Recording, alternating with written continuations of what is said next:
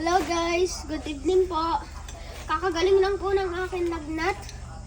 Guys, ako nagluluto po ng aking toast bread. Kasama ko po ang kapatid ko. Ay mo guys, buka. Huwag nyo guys lalagyan ng sugar.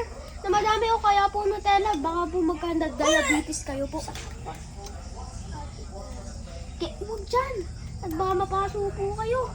Dahan-dahan po ang pagluto nyo ng bread. Kaya kahit ano po nyo lutuin nyo. Dapat po may kasama po kayong adult po. Kaya guardian po. Baka kayo mapasok po. Kaya po masunugan po ng bahay.